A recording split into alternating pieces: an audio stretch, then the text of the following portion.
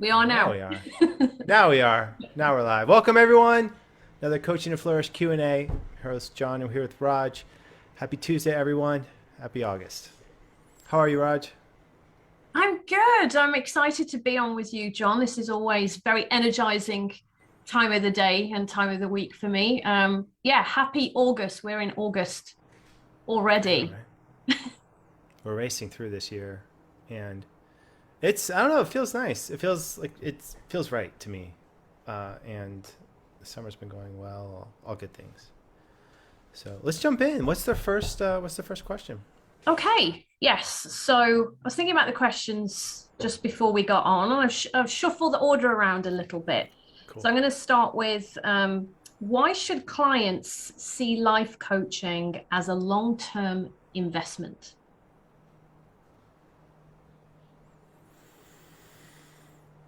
Long-term investment. As opposed to a short-term investment, or kind of curious about that question. See, there's John. I was curious too. I was like, oh, this is all I've been given. I wonder Right. what that means. Well, okay. So I know a lot of coaches will say, I offer like a 3 month package, and I need my client to commit to 3 months because that's the amount of time it takes for them to see some sort of transformation or things like that. I don't agree with that. I don't view life coaching as a long term investment. I view it as, there is immediate benefit from getting a coaching session. Even if you've never had a relationship with that coach before, just having a coaching session um, is valuable. Uh, and I want to be clear, it's not that I view coaching as a commodity where anyone can do it in the sense of, uh, you can, any coach anytime can coach anyone. Theoretically, sure. And there are benefits to working with a coach who specializes in something that you're wanting to look at specifically. Absolutely, yes. That might be more of a long-term investment if there's something that you're thinking about. Like, let's say you're an academic coach and you're working with a student and you want to make sure that your student is thriving, flourishing, and getting into a good school. Yeah, I could see that being more long-term. But the idea of a coaching session being only a long-term investment, I do not agree with. Oh, look, Daisy made a my little doggy. I don't think she's ever made an appearance in here. No, not Oh, seen okay. Come here, anything. girl. Okay. Okay. You want to say hi? Oh, you fluffy. You're very fluffy. So cute. You are very lovely. Oh, girl. Okay. Okay. Okay. Thank you, Daisy. She's very cute. Thank you. She's fun. Yeah. She's a cross between a King Charles Cavalier and a Havanese, which are those dogs that look like mops. They're apparently the national dog of Cuba. They are like the most like circus dogs. She is just pure love. Unbelievable. She's fun. We I have a remember when you cat were going to too. get her, but I've never actually seen her since she's gotten bigger. Yeah. So that's cute. She's about 10 pounds. That's about as big as That's I think that's all she'll get to. She's 2 now, so we got her a year and a half ago. She'll be 2 in October. We have a cat too, Rex, and they play. They zoom, they get the zoomies and run around and And they get on. tackle tackle each other, take turns chasing and being chased. Usually have 2 play sessions, like a morning and an evening. It's just, it's this little peaceful kingdom over here, with everything going on. Um, but yeah, no, I think coaching is it's both. It's a short term immediate benefit, and if you're looking at more of a long term project, I could see it. I could see looking at it like a long term investment. Um, so yeah, that's my thing, and I think if you are a coach and you are working with someone, and you do offer like, okay, a minimum I need a 3 month commitment, um, then yeah, that's more of a strategic objective. Um, but do I think of coaching as only a long term investment? No, absolutely not. Sort of, and I interpreted this question in a way of long-term impact in a sense. I was wondering if that's what the connection here was. And I agree with what you're saying, because, you know, I have clients who will come in and we can still do a quick design the alliance with that client, and they've had one session, and then they might turn up again out of the blue and they want another one, just whatever's happening for them at that point in their life. I have a lot of clients who do sign up for like 10 session programs, and then that's it. They're fine and they go and continue. And then I do have clients who actually have been with me for like 2 years, and this is for them to hold themselves accountable. It's almost as though it's like an emotional fitness session, you know, like 30 minutes every 2 weeks, just a bit of a check-in, holding That's right. themselves accountable. That's how we look at it. Yeah, yeah, that's exactly it. I know at different points in time, I am more coached than than fewer coached. So, I mean, I've been doing this since 2005. So that's, I mean, where are we at now? 20 almost. We're going on 20 years now Wow. of being involved in this space. And what I find is that when I am coached, I just operate better. I can't put my finger on it. It's just things go smoother. And my best guess from a client standpoint is that the long-term benefit of coaching is there's an improved process of working through emotion and thought that leads to different action steps, but it's not always immediately tangible. And that I can support. You know, what you're saying is absolutely right on. And I think about organizations that invest in coaching or training their leaders as coaches as well, that return on investment and longer lasting impact. And some of the group coaching and leadership programs I've been running, and we look at that return on investment, 20% higher promotion rates or 50% increase in emotional intelligence when people are having that space to explore and can look at things through a different perspective. Yep. It's amazing how much angst can be saved from coaching sessions, and then different action steps that come out of it. Yeah. It can be subtle, but those subtle things can add up quickly. Yeah. And for me, I've said it before, I think coaching has been priceless.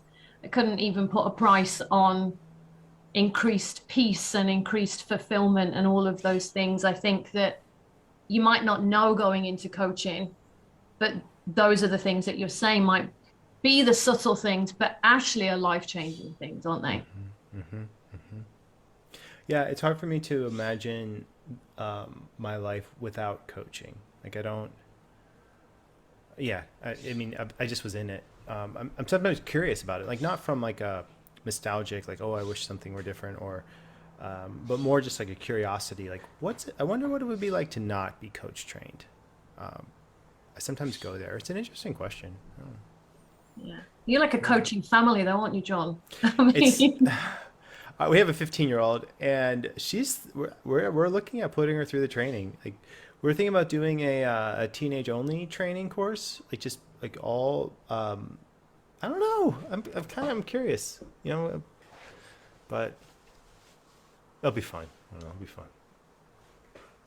okay, I'm so curious about that, but I'm going to go to the next question. And I think that would be fantastic. Teenage only coaching program. So, okay, switch gear a little bit then. So this question's come in. How would you suggest a new coach prepare for their first life coaching session? Lightly, like be very kind to yourself, and really adopt a growth mindset. I think that the idea of this fixed mindset is so pervasive in our experience, education levels, professionalism, all of it, where I think people feel like they have to prove themselves to be worthy so that they can prove that they have the talent to do this. And that puts so much pressure on people to get it right from the beginning. And I just don't see it. Like it's so counterproductive to our motivation, to learning to growth, all of the things, it's way easier to adopt a growth mindset and to understand that you will become good if you do it more often. So all of the focus needs to be on, how can I do this again and again? How can I make this sustainable? How can I do as many practice sessions as I possibly can, do as many client sessions as I possibly can? That would be where I would focus on, like, just the mindset perspective right from the beginning. The other thing, more pragmatic, is I would just look at a list of powerful questions. That 1-page powerful question list, that's all I would do. I really would not do more. I think you can trust your natural curiosity as a human being. You can trust your level 2 listening. If you've been through the training has prepared you for this. I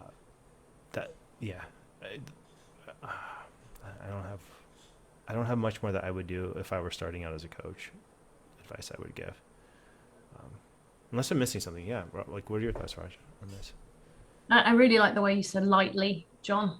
I really like that word, because there is so much pressure, isn't there, as you're saying, in that, first session, and then expectations on self, and I think especially for coaches who got their first paid client, I think sometimes, that pressure of, okay, what is that value add and what am I providing here? I think, like you're saying, the questions, also just befriend the basics. I think don't try to do too much. If it comes, it comes. But I think if you're expecting from yourself all singing, all dancing, and the questions have got to be like this, and this has got to be like that, I think sometimes it's just simple is key, isn't it? Befriend the foundational pieces. And I'm talking to coaches, and I've done it. Sticky notes in places if they're doing it virtually, and maybe even writing a brief framework for yourself. Not everything, but it's like accountability, 7 classic elements: coaching session, accountability, TIME, remember, learn, be, and then do.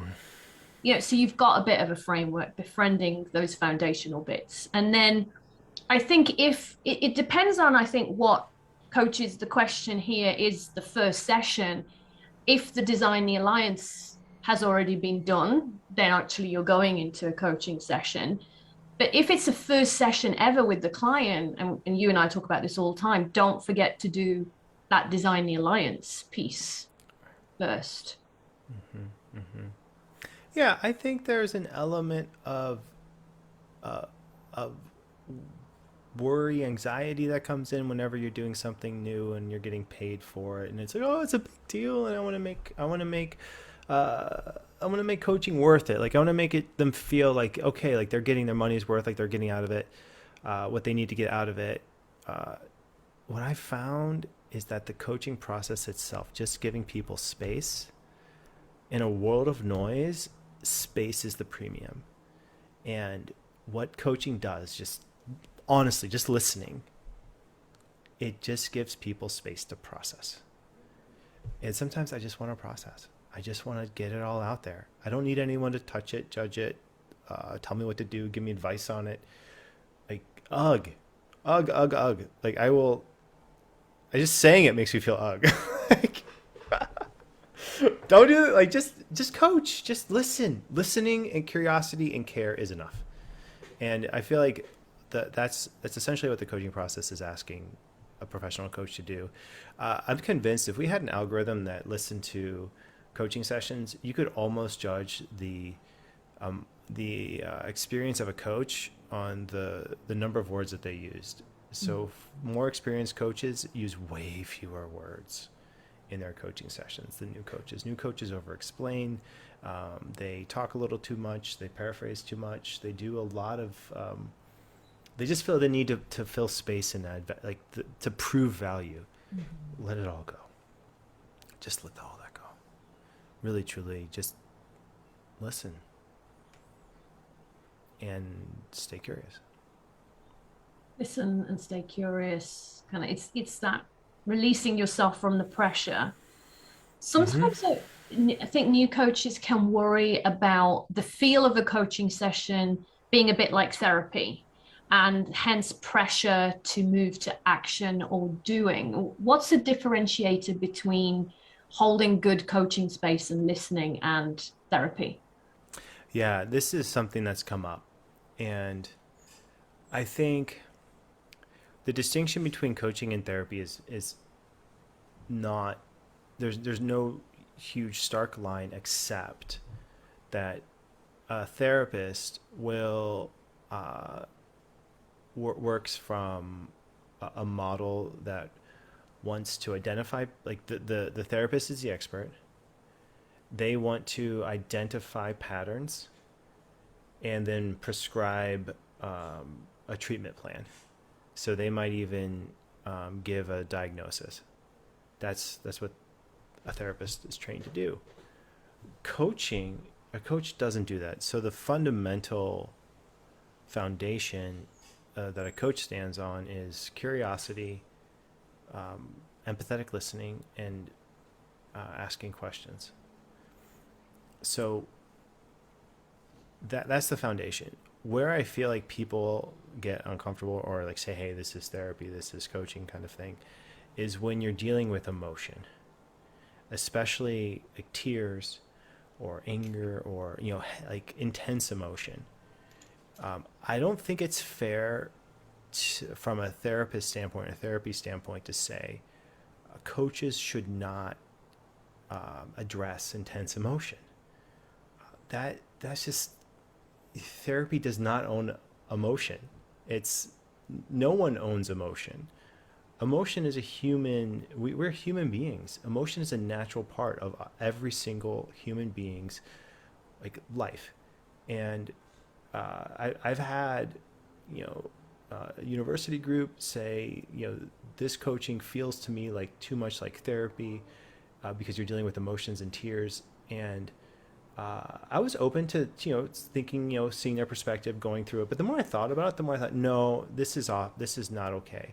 I feel like it would be like saying a parent is not allowed to deal with emotions of their child. They should go to a trained therapist and specialist to deal with the emotions of their child. This to me is it's like a similar kind of thing where I'm like, no. It's, anyone can deal with emotion. So that's where I feel like that to me is where I feel like this question is coming from. And the more I sit with it, the stronger I feel like my response to this is. Yeah, I feel emotion. There's the emotion. I feel emotion around this question.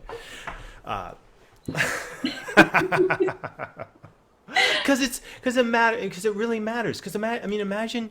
It just feels like no, like I don't know. I could get into that idea of. It's to me that this is the crux of why I feel like coaching is.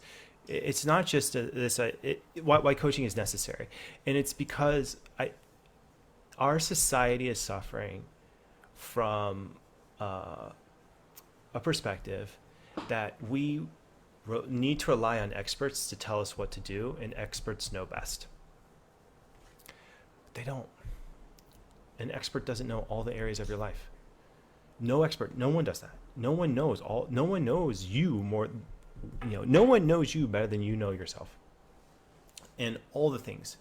And what sure, there are people who, have an expertise in something, but if that expertise bulldozes over the empowerment of the client, then I don't think that is, that's not coaching. That's not an empowerment-based model. And I feel like our society does benefit from, knowledge basis. Like there are benefits to using experts, to having experts in our lives, to people who know things, who share things, who share their ideas. Yeah, that's priceless. But this idea that, these experts somehow own emotion and no one else can address emotion or deal with emotion, that I think that way oversteps. And that I have strong emotion around that. What would you call that emotion that you're experiencing? I'm just curious.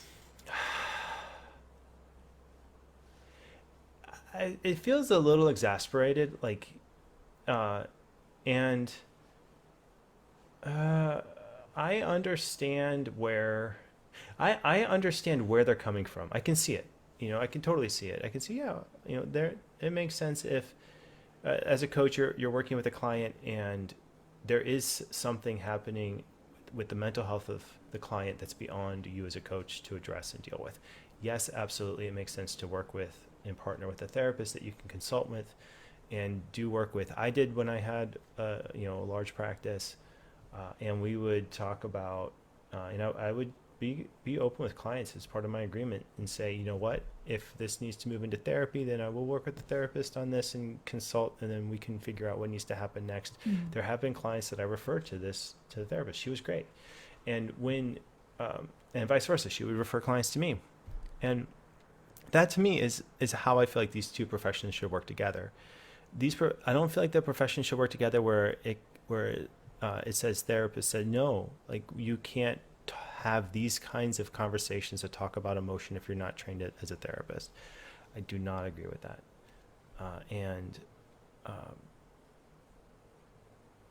Yeah, so I guess my emotion, I don't know, a little exasperation. Yeah, that's where I'll leave it. Yeah. And I agree with you, John, as well. I think emotions, I mean, you get such a bad rap. I mean, especially in the executive coaching world as well. And I've heard this, we've had this conversation, and I do a lot of women in leadership work, and, things like, in the group sometimes, I don't want to cry, or I don't want to show this vulnerability, or women are emotional. And like, what does that mean? Because it's not just crying, is it? If I think about all the emotions that I show, passion and joy, and sometimes I do feel anger, but a great coach is going to ask me about that anger and what that anger is telling me and what that call to action might be. That's right. And I have clients cry all the time in sessions, because when you're exploring values as well and beliefs, and that's connected to who you are and human nature, how can you not be emotive? I know. I know. I mean, so even historically, like the whole idea of emotion and stoicism, and we go back to ancient Rome, which I studied as an undergrad. It's basically my classics. That's what I looked at. There's this idea that emotion was, I mean, this is where it comes from, the idea from stoicism that emotion is negative, that people who are experiencing emotion were suffering. I mean, the word passion, even it comes from the Latin word patio, which means to suffer. So there's an idea that in classical philosophy that human beings could escape the, I don't know, tangles of their bodily selves and operate on like this higher level if we could only get over and not be attached to emotion. And then that idea totally flipped. Was flipped on the head by the Romantics in the 1800s. So then you have this, then you have a flipping of it, and then you have this idea that no, emotion is this beautiful thing that we can address, that we can nurture, that we can embrace, and these cultural, societal, philosophical forces are still out there. We're still working our way through this. And we will always. I mean, this is a human question. So how should we close this out, John? What question might you want to leave people with? Well, I'm what I've been playing with in my own life, thinking about all of this work, and we just moved the Academic Life Coaching website. It just went live. The new version just went live today. So academiclifecoaching.com is refreshed as of 2 hours ago, or less than 2 hours ago. So that was a thing. We've been working on that site for months. It closely mimics the Coach Training EDU site, which we've been working on for over a year. But it's amazing to me all the hard work, sweat, and tears this team has put into this. And really feeling like, yes, I have completely and totally dedicated my professional life to this field. And it's something I care deeply about. I've seen the benefits both firsthand in my own life and then also in the lives of the clients I've worked with and the people I've trained and their clients they've worked with. And it is worth it. It's worth it. This field is robust. The fundamentals are absolutely on point. And I really do feel like society is going, like more and more society is going to adopt these kind of coaching concepts. So if you're in the field, I would encourage you to really go into those places of empathetic motivation and to build your practice, not for your own sake, for your own life.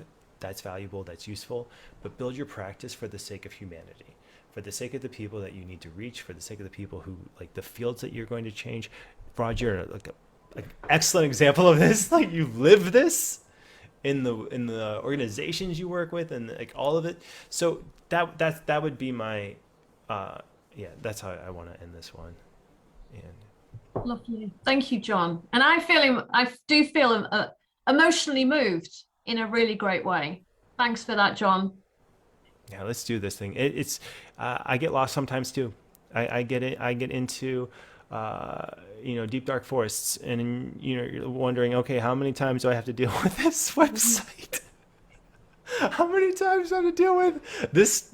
I don't know. Whatever you name the thing, but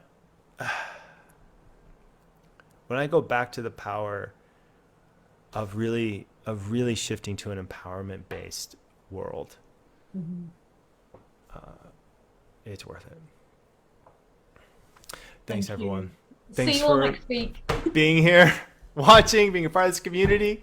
This has been another Coach Training Flourish Q&A. I'll see you next week. See you next week. Bye.